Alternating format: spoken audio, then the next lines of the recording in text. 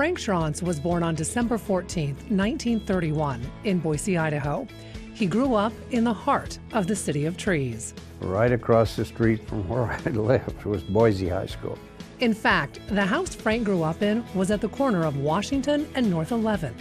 He spent much of his youth exploring the Boise foothills. It was small enough that you could go out into the hills and try to shoot rabbits. I seldom hit one. Or ride a bike around town and feel very comfortable. When he wasn't outside, he could often be found helping at his dad's sporting goods business, Moerler's Cyclery, on 10th Street, right off of State Street. Lucky for Frank, when it was time to go to high school, Boise High was just steps away from his house. He lived in a house right across the street from the high school. And he gained this noteworthy reputation of having the most tardies of anybody in the class.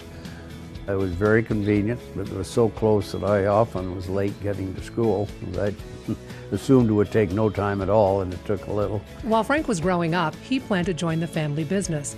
But Frank says his dad had a different plan. He insisted that two things. It was not big enough to support two families, and I really needed to get a college education.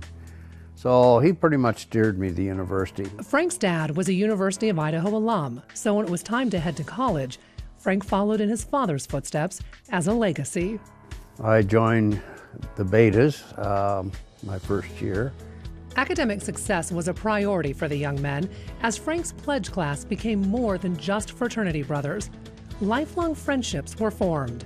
I think first they taught us how to become a group. Pledges don't do the things that we did, but the things we did made us a group.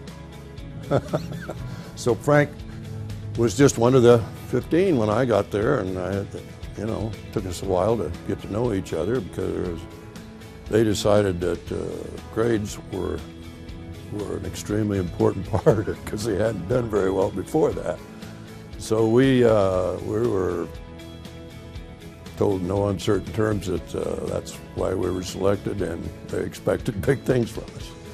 So we produced.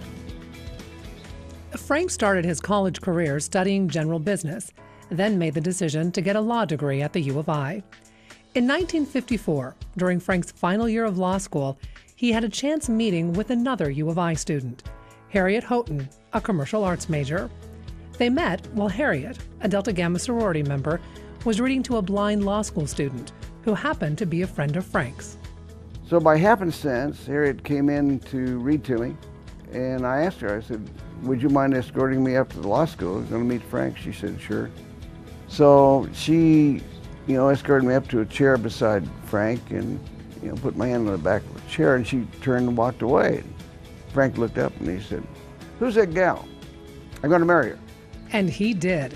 6 months later, Frank and Harriet were married. Frank would spend the next 2 years in the Army before heading to Harvard, where he received his MBA.